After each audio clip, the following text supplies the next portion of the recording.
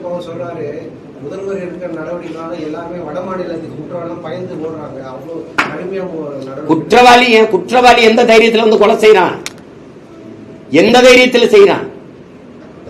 இதுக்கு முன்னாடி இருந்த ஆட்சியில் இப்படி நடந்ததா? சொல்லுங்க, இப்படி நடந்ததா? அங்கொன்று இங்கொன்றுமா எப்பாவது சொல்லுங்க. கொன்னுடலாம், கொன்னுட்டு வேற மாநிலத்துக்கு ஓடிடலாங்கிற துணிவு அவனுக்கு எப்படி வருது? எப்படி வருது சொல்லுங்க? இவ்வளவு உளவு படை இருக்கு, இவ்வளவு ரகசிய கண்காணிப்பு படைகள் வச்சிருக்கிறீங்க, காவல்துறை வச்சிருக்கிறீங்க, இவ்வளவு பெரிய கட்டமைப்பு, இது எப்படி அவன் தப்பிச்சு போயிடறான்னு சொல்றீங்க?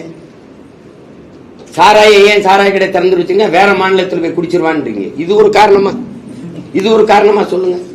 காமராஜர் காலத்துல சாராய கடை இல்ல, அண்ணா காலத்துல இல்ல, பக்தவச்சலம் காலத்துல இல்ல, ராஜாஜி காலத்துல இல்ல, ஓமந்தூர் ராமசாமி ரெட்டியார் தாத்தா காலத்துல இல்ல, குமாரசாமி ராஜா காலத்துல இல்ல, சுப்பராயன் காலத்துல இல்ல. இப்படித்தான் பக்கத்து மாநிலமே குடிப்பாங்கன்னு காரணம் சொல்லிட்டு இருந்தாங்களா? சரி, 6 வயசுக்குள்ளே வன்முணர்வு செஞ்சு கொலை பண்ணி போறான், மனநோய் பாதிக்கப்பட்ட, மனநலம் பாதிக்கப்பட்ட பெண்ணை கற்பழிச்சு போறான். அதனால விபச்சார விடுதியை திறந்து விட்டுருவோமா சொல்லுங்க? அது ரொம்ப பண்றாங்க, 60 வயசு அம்மால இருந்து எல்லாரையும் பண்ணிடுறான், அதுக்காக விபச்சார விடுதியை திறந்து விடுவீங்களா? பக்கத்து மாநிலத்துவே குடிக்கிறாங்கிறதுக்காக நீ சாராய கடை திறந்து விடுறேன்றியே, இது எப்படி?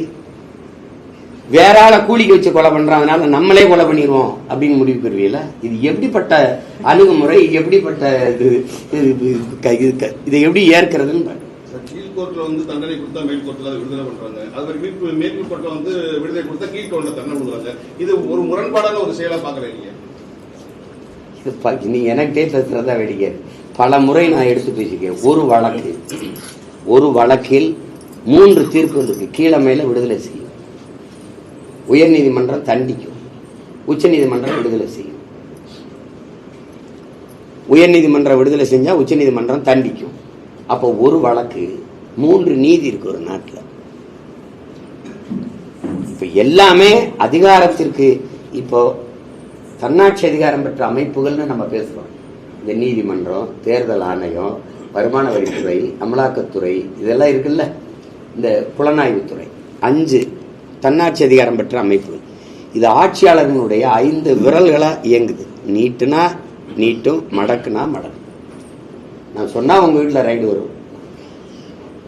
இவன் நடவடிக்கை எடுனா எடுக்கும். இப்போ 1000 கோடி டாஸ்மார்க்ல ஊழல், 150 கோடிக்கு அரவிந்த் கெஜ்ரிவாலை கைது செஞ்ச அதிகாரம், அதே அதிகாரம் தான் இப்ப இருக்குது. ஏன் இந்த 1000 கோடிக்கு எந்த நடவடிக்கை எடுக்கல? அது போராடிக்கிட்டு இருக்கு. அதுவே தவறு அப்படிங்கிற ஒரு கருத்து வந்து இடி வந்து வேணும்னே பழிவாங்கும் நோக்கத்தோட தான் வந்து இந்த ரைடை பண்றாங்க அப்படிங்கிற ஒரு குற்றச்சாட்டு வந்து இடி மேல வந்து கோர்ட்டும் அதை வந்து கோர்ட் உறுதிப்படுத்திட்டா. ஆமா, அது அந்த விசாரணை பண்ணக்கூடாது அப்படிங்கிற ஒரு இதை